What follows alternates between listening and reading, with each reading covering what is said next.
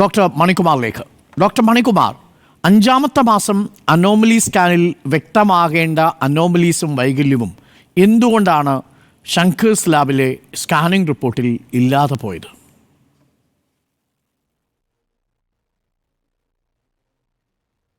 Doctor Arun, hello. കേൾക്കാം. Hello, കേൾക്കാം doctor Manikumar. കേൾക്കാം. എനിക്ക് മറുപടി പറയുന്നതിന് മുമ്പായിട്ട് താങ്ക് യു. ഒരു മറുപടി പറയുന്നതിന് മുമ്പായി എനിക്ക് ഒരു കാര്യത്തിൽ വ്യക്തത വരുത്തേണ്ടത് വളരെ അത്യാവശ്യമായിട്ടുള്ളൊരു കാര്യമാണ്. കാര്യം രാവിലെ മുതൽ നമ്മൾ പറയുന്ന ഒരു കാര്യം, ഇത് 2 സ്വകാര്യ ലാബുകളിൽ പരിശോധന നടത്തിയെന്നും 2 സ്വകാര്യ ലാബുകളിൽ പരിശോധന നടത്തിയതിൽ ഡോക്ടറല്ല സ്കാൻ ചെയ്തതെന്നും ടെക്നീഷ്യനെതിരെ കേസ് രജിസ്റ്റർ ചെയ്തിട്ടുള്ളതായിട്ടാണ് പറയുന്നത്. 100% അത് നമ്മുടെ ഈ പറയുന്ന ശങ്കേഴ്സ് ലാബിനെതിരല്ല. അത് ഒരു കാര്യം ഞാൻ വ്യക്തമാക്കാൻ ആഗ്രഹിക്കുകയാണ്.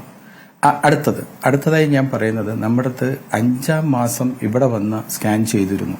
നമ്മുടെ അടുത്ത് വന്നിരുന്ന സ്കാൻ 2D അനോമലിയാണ് ഡോക്ടർ കുറിച്ചിരുന്നത്.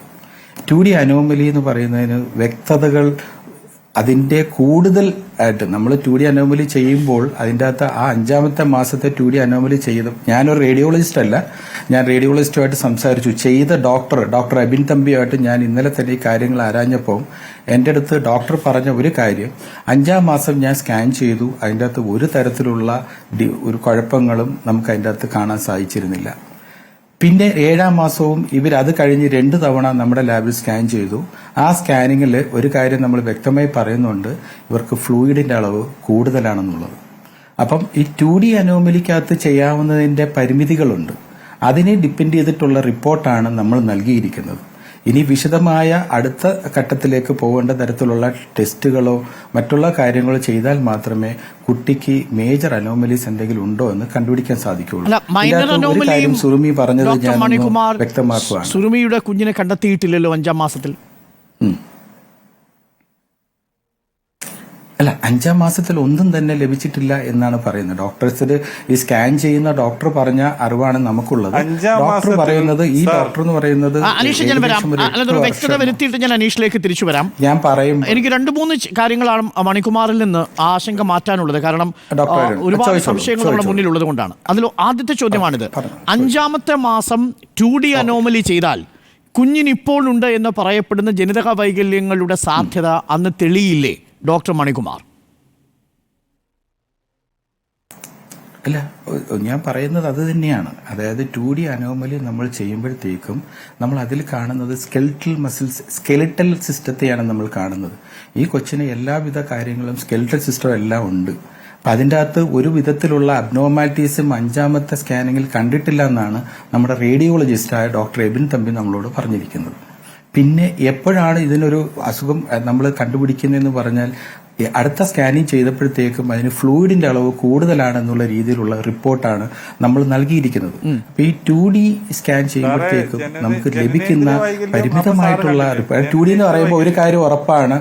അല്ല, ഞാൻ ഒരു കാര്യം പറയുമ്പോൾ ഇടയ്ക്കിട്ട് അനീഷ് പറഞ്ഞു കഴിഞ്ഞാൽ എന്റെ കാര്യങ്ങൾ വ്യക്തമാക്കാൻ എനിക്ക് സാധിക്കത്തില്ല. ഞാൻ ഒരിക്കലും അനീഷിനുണ്ടായ സംഭവത്തിൽ ഏറ്റവും കൂടുതൽ ഖേദിക്കുന്ന ഒരു വ്യക്തിയാണ് ഞാൻ. പക്ഷെ എനിക്ക് പറയാനുള്ള കാര്യങ്ങൾ വ്യക്തമാക്കാനുള്ള ഒരു സൗകര്യം തരിക എന്നുള്ളതാണ്. അനീഷ് ഒന്ന് സഹകരിക്കണം പ്ലീസ്.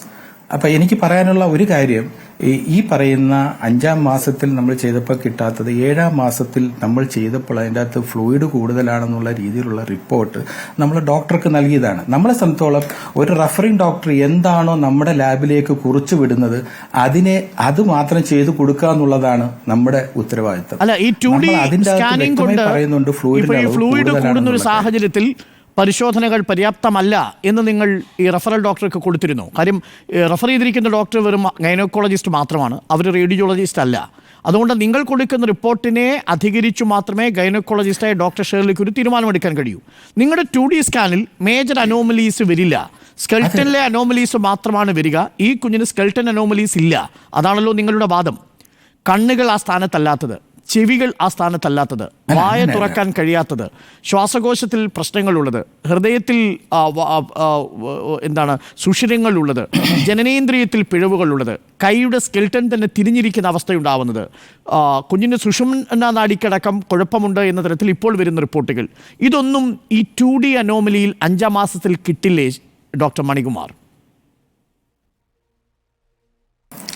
ഷുവറായിട്ടും 5-ാം മാസത്തിൽ നമുക്ക് ഞാൻ ഈ പറഞ്ഞ കാര്യം വ്യക്തമായിട്ട് തന്നെ ഞാൻ ഒന്നുകൂടെ ഒന്ന് റിപ്പീറ്റ് ചെയ്യുകയാണ്. അതായത് ഈ സ്കാനിങ് നമ്മൾ ചെയ്യുമ്പോഴത്തേക്കും നമുക്ക് സ്കെലിറ്റൽ ആയിട്ടുള്ള എല്ലാ സാധനങ്ങളും കണ്ടിട്ടുണ്ട്, അതില്ലാതില്ല. പക്ഷെ ഇവിടെയുള്ള ഏറ്റവും വലിയൊരു പ്രോബ്ലം എന്താണെന്ന് വെച്ച് കഴിഞ്ഞാൽ അതൊക്കെ ആ പൊസിഷനിലല്ല എന്നുള്ളതാണ്. കൊച്ചിന്റെ കാലൊക്കെ ഇങ്ങനെ മടങ്ങിയിരിക്കുന്നു എന്നുള്ള രീതിയിലാണ് നമ്മൾ രാവിലെ ഉള്ള വാർത്തയിൽ ഇതൊക്കെ നമ്മൾ കേൾക്കുന്നത്. ഞാൻ ഇതുവരെ കുട്ടിയെ കണ്ടിട്ടില്ല, പക്ഷെ എന്നാലും ഞാൻ ഒരു കാര്യം വ്യക്തമാക്കാൻ ആഗ്രഹിക്കുന്നത്, കുഞ്ഞെന്ന് പറയുന്നത് അമ്മയുടെ വയറ്റിനുള്ളിൽ നിൽക്കുന്നതാണ്. കുഞ്ഞിനെ പറ്റി മാക്സിമം ചെയ്യാവുന്ന സ്കാനിങ് നമ്മുടെ ഡോക്ടർ എബിൻ തമ്പി ചെയ്തിട്ടുണ്ടെന്നുള്ളതാണ് എന്റെ അടുത്ത് പറഞ്ഞിരുന്നത്. ഈ 7-ാം മാസം 8-ാം മാസവും സ്കാൻ ചെയ്തതിലെല്ലാം നമ്മൾ വ്യക്തമായി പറഞ്ഞിട്ടുണ്ട് അതിന്റെ അകത്ത് ഫ്ലൂയിഡിന്റെ അളവ് കൂടുതലാണെന്നുള്ളതാണ്.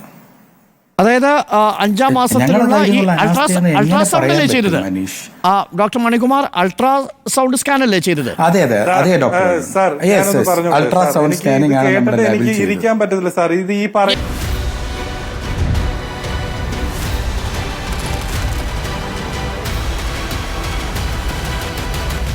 Debate with Dr. Arun Kumar.